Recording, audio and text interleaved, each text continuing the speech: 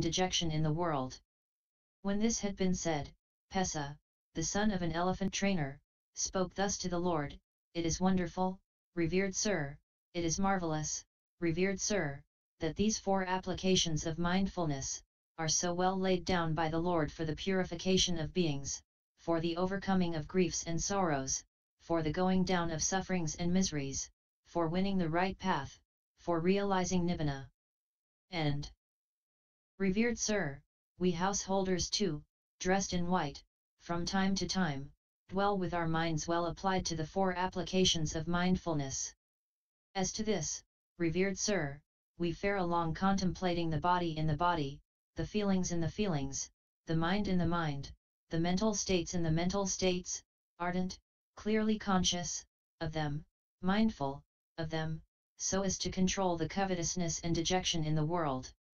It is wonderful, revered sir, it is marvelous, revered sir, how the Lord knows the welfare and woe of beings, while there is this human tangle, this human guile, this human treachery. For this, revered sir, is a tangle, that is to say human beings. But this, revered sir, is an open clearing, that is to say animals.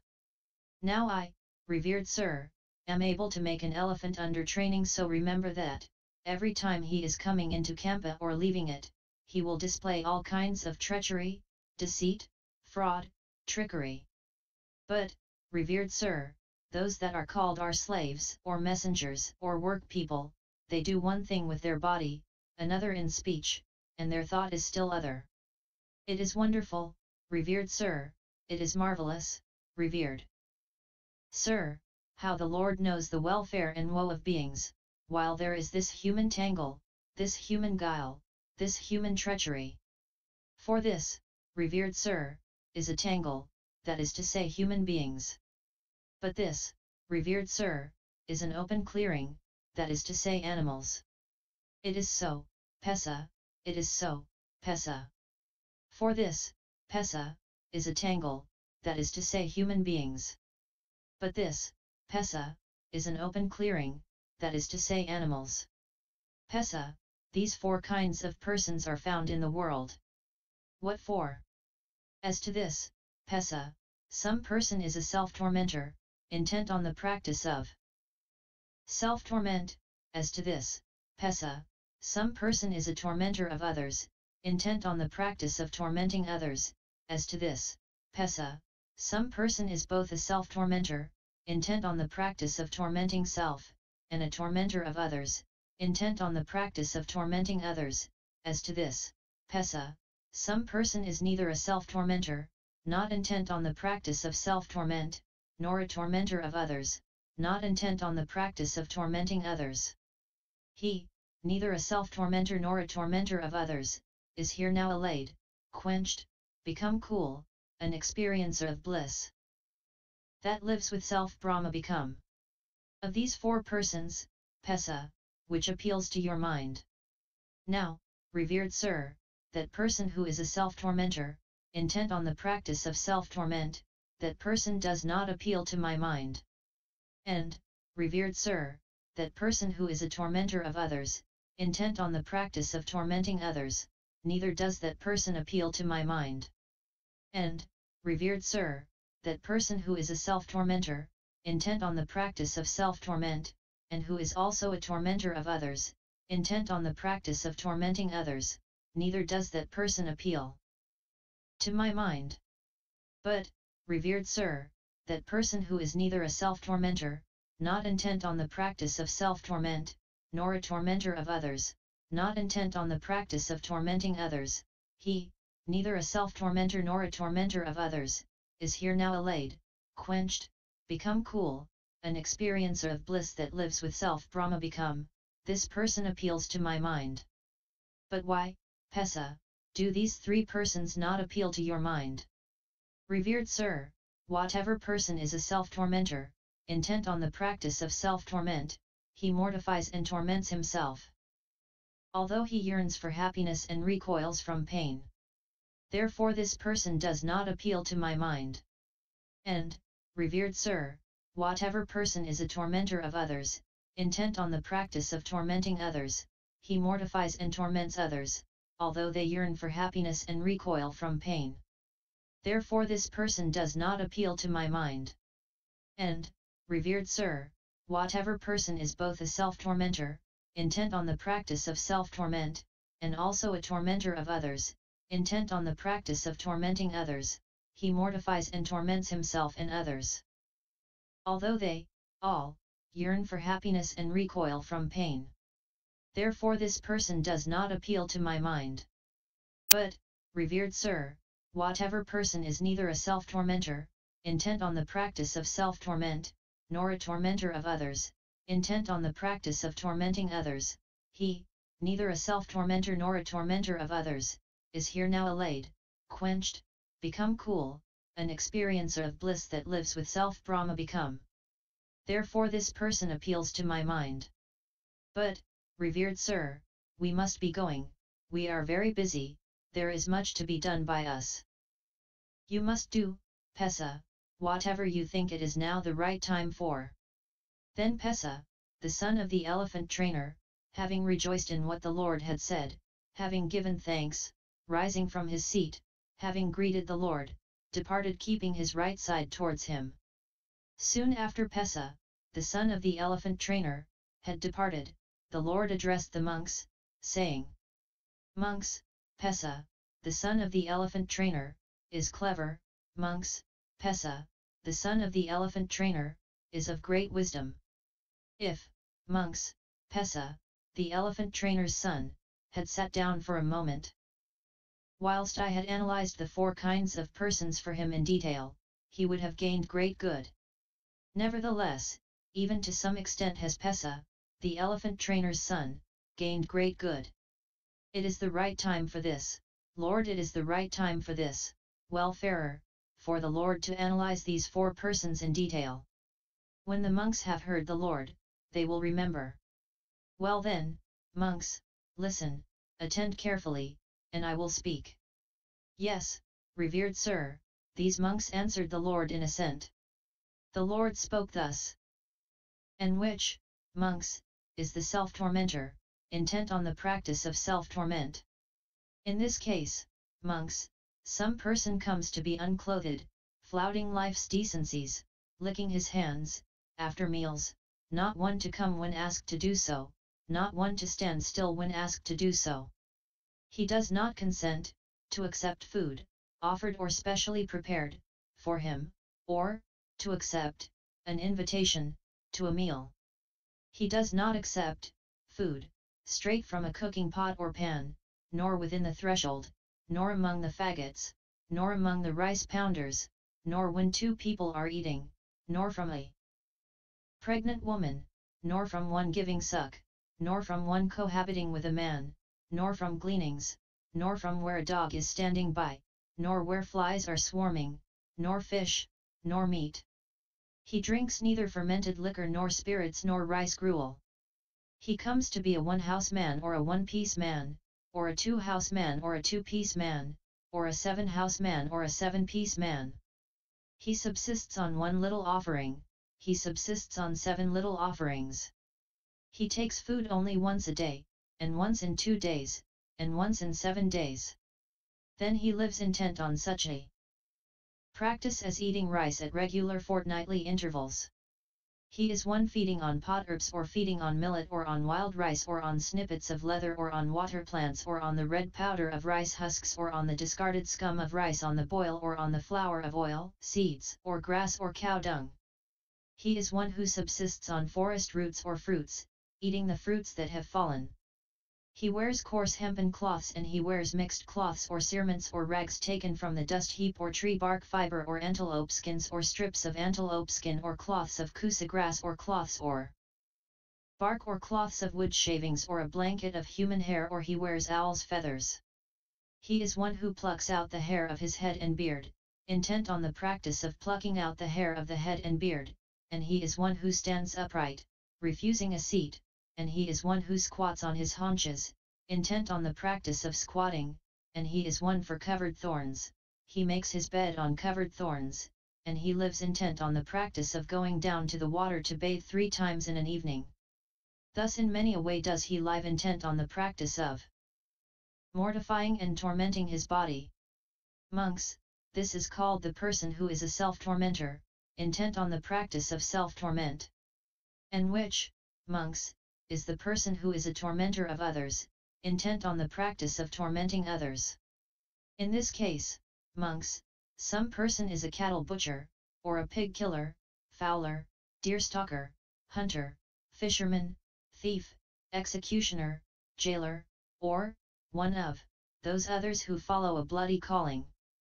This is the person, monks, who is called a tormentor of others, intent on the practice of tormenting others. And which, monks, is the person who is both a self-tormentor, intent on the practice of tormenting self, and also a tormentor of others, intent on the practice of tormenting others. In this case, monks, some person is a noble anointed king or a very rich Brahmin. He, having had a new conference hall built to the east of the town, having had his head and beard shaved, having put on a shaggy skin, having smeared his body with ghee and oil, scratching his back with a deer horn, enters the conference hall together with his chief consort and a Brahmin priest. Then he lies down to sleep on the bare grassy ground. The king lives on the milk from one udder of a cow that has a calf of like color, his chief consort lives on the milk from the second udder, the Brahmin priest lives on the milk from the third udder, the milk from the fourth udder they offer to the fire, the calf lives on what is over. He speaks thus: let so many bulls be slain for the sacrifice, let so many steers, heifers, goats, let so many rams be slain for the sacrifice, let so many trees be felled for the sacrificial posts, let so much kusa grass be reaped for the sacrificial spot. Those who are called his slaves, or messengers, or work people, they, scared of the stick, scared of danger, with tearful faces and crying, set about their preparations. This, monks, is called the person who is both a self-tormentor, intent on the practice of self-torment, and a tormentor of others, intent on the practice of tormenting others. And which, monks, is the person who is neither a self-tormentor, not intent on the practice of self-torment, nor a tormentor of others, not intent on the practice of tormenting others, and who, neither a self-tormentor nor a tormentor of others, is here now allayed, quenched, become cool, an experiencer of bliss that lives with self-Brahma become? In this case, monks, a Tathagata arises in the world, a perfected one, fully self-awakened one, endowed with right, knowledge and conduct, welfarer, knower of the worlds, matchless charioteer of men to be tamed, teacher of devas and mankind, the awakened one, the Lord. Having realized it by his own superknowledge, he proclaims this world with its devas, maras, brahmas, creation with its recluses and brahmins, with its devas and men. With the meaning and the spirit he teaches Dhamma that is lovely at the beginning, lovely in the middle, lovely at the ending. He proclaims the Brahma-faring wholly fulfilled and purified. One association with the wise and hearing Dhamma. A householder or a householder's son or one born in some respectable family hears that Dhamma. 2. Reflecting on Dhamma and developing faith. When he has heard that Dhamma he acquires faith in the Tathagata. Possessed of this faith he has acquired, he reflects thus: confined is this household life, a path of dust, while going forth is of the open air. Yet it is not easy for one who has lived in a house to fare the Brahma-faring completely fulfilled, completely purified, polished like a conch shell. Yet suppose I were to have my hair and beard shaved, to don saffron robes, and go forth from home into homelessness. 3. Renunciation. After a time, getting rid of his mass of wealth, whether large or small, getting rid of his circle of relations, whether large or small, having had his hair and beard shaved, having donned saffron robes, he goes forth from home into homelessness. 4. Developing morality major bodily action he, gone forth thus, being possessed of the way of life and the training of monks, abandoning onslaught on creatures, is one that abstains from onslaught on creatures, stick and sword laid aside. He dwells scrupulous, kindly, friendly and compassionate towards all living things and creatures. Abandoning the taking of what has not been given, he is one that abstains from taking what has not been given, taking only what is given, waiting for what is given. Without stealing he dwells with self become pure. Abandoning unchastity, he is one that is chaste, keeping remote he is one that refrains from dealings with women. Verbal action. Abandoning lying speech, he is one that abstains from lying speech, a truth speaker, a bondsman to truth, trustworthy, dependable, no deceiver of the world. Abandoning slanderous speech, he is one that abstains from slanderous speech, having heard something here he is not one to repeat it elsewhere for, causing, variance among those people, or, having heard something elsewhere he is not one to repeat it here for, causing, variance among these people. Concord is his pleasure, concord his delight, concord his joy, concord the motive of his speech. Abandoning harsh speech, he is one that abstains from harsh speech, whatever speech is gentle, pleasing to the ear, affectionate, going to the heart, urbane, pleasant to the many folk, agreeable to the many folk, he is one that utters speech like this.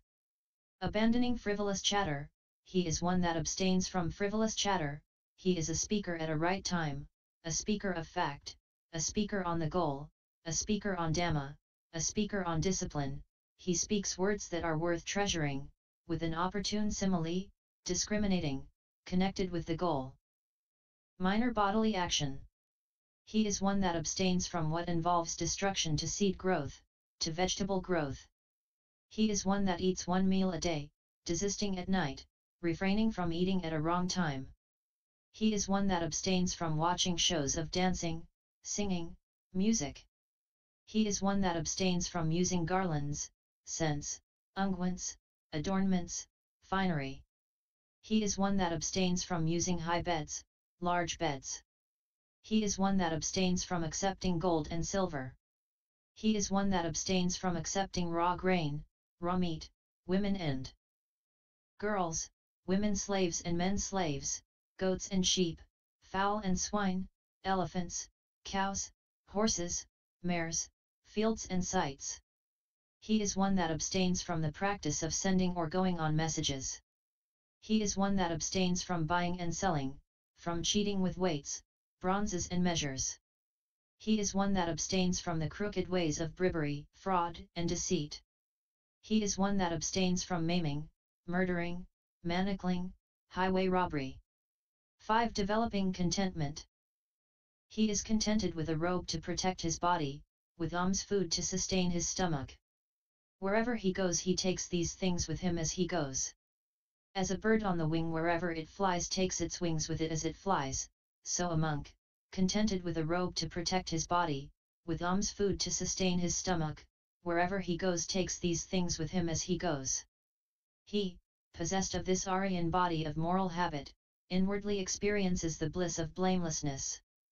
6. Developing meditation. Guarding the sense doors. 1. Having seen a material shape with the eye, he is not entranced by the general appearance, he is not entranced by the detail. If he dwell with this organ of sight uncontrolled, covetousness and dejection, evil unskilled states of mind might predominate. So he fares along controlling it, he guards the organ of sight, he achieves control over the organ of sight. 2. Having heard a sound with the ear. 3. Having smelt a smell with the nose. 4. Having savored a taste with the tongue. 5. Having felt a touch with the body. 6. Having cognized a mental object with the mind, he is not entranced by the general appearance, he is not entranced by the detail. If he dwell with this organ of mind uncontrolled, covetousness and dejection, evil unskilled states of mind might predominate. So he fares along controlling it, he guards the organ of mind, he achieves control over the organ of mind. He, possessed of this Aryan control over the sense organs, inwardly experiences the bliss of being unaffected. Mindfulness and clear comprehension. Whether he is setting out or returning, he is one who comports himself properly, whether he is looking down or looking round, whether he is bending back or stretching out, his arm, whether he is carrying his outer cloak, his bowl, his robe, whether he is munching, drinking, eating, savoring, whether he is obeying the calls of nature. Whether he is walking, standing, asleep, awake, talking, silent, he is one who comports himself properly. Seclusion. Possessed of this Aryan body of moral habit, possessed of this Aryan control over the sense organs, and possessed of this Aryan mindfulness and clear consciousness, he chooses a remote lodging in a forest, at the root of a tree, on a mountain slope, in a wilderness, a hill cave, a cemetery, a forest haunt, in the open air or on a heap of straw. Eradicating the 5 hindrances. Returning from alms gathering after the meal, he sits down cross-legged holding the back erect, having made mindfulness rise up in front of him. 1. Having got rid of covetousness for the world, he lives with a mind devoid of coveting and purifies the mind of coveting. 2.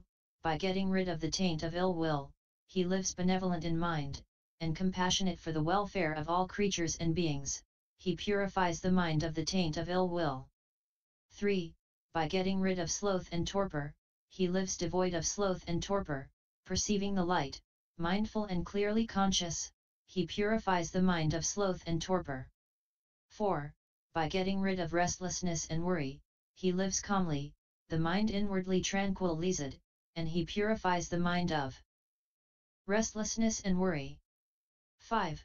By getting rid of doubt, he lives doubt-crossed, unperplexed as to states that are skilled, he purifies the mind of doubt. Developing the 4 jhanas. He, by getting rid of these 5 hindrances, defilements of the mind and weakening to intuitive wisdom, 1. Aloof from pleasures of the senses, aloof from unskilled states of mind, enters and abides in the first meditation, which is accompanied by initial thought and discursive thought, is born of aloofness and is rapturous and joyful. 2. By allaying initial and discursive thought, the mind subjectively tranquilized and fixed on one point, he enters and abides in the second meditation, which is devoid of initial and discursive thought, is born of concentration and is rapturous and joyful. 3. By the fading out of rapture, he dwells with equanimity, attentive and clearly conscious, and experiences in his person that joy of which the Aryans say, joyful lives he who has equanimity and is mindful, and he enters and abides in the third meditation. 4. By getting rid of joy, by getting rid of anguish, by the going down of his former pleasures and sorrows, he enters and abides in the fourth meditation, which has neither anguish nor joy, and which is entirely purified by equanimity and mindfulness. 7. Developing wisdom, the first superknowledge, thus with the mind composed, quite purified, quite clarified, without blemish, without defilement, grown soft and workable, stable, immovable, he directs his mind to the knowledge and recollection of former habitations. He recollects a variety of former habitations, thus, 1 birth, 2 births, 3, 4, 5, 10, 20, 30, 40, 50, 100, 1,000, 100,000 births, and many an eon of integration and many an eon of disintegration and many an eon of integration disintegration. Such a one was I by name, having such and such a clan, such and such a color, so I was nourished, such and such pleasant and painful experiences were mine, so did the span of life end. Passing from this, I came to be in another state where I was such a one by name, having such and such a clan, such and such a color, so I was nourished, such and such pleasant and painful experiences were mine, so did the span of life end. Passing from this, I arose here. Thus he recollects divers former habitations in all their modes and detail. The second superknowledge. With the mind composed thus, quite purified, fixed, immovable, he directs his mind to the knowledge of the passing hence and the arising of beings.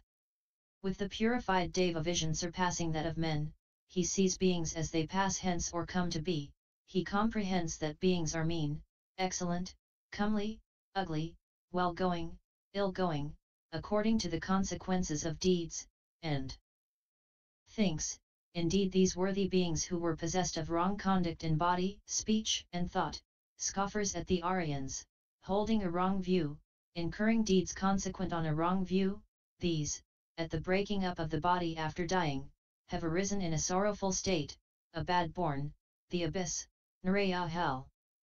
But these worthy beings who were possessed of good conduct in body, speech, and thought, who did not scoff at the Aryans, holding a right view, incurring deeds consequent on a right view, these at the breaking up of the body after dying, have arisen in a good born, a heaven world.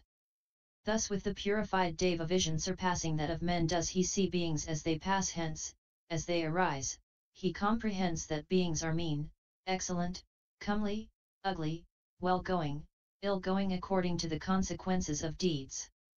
The third superknowledge. With the mind composed thus, fixed, immovable, he directs his mind to the knowledge of the destruction of the cankers.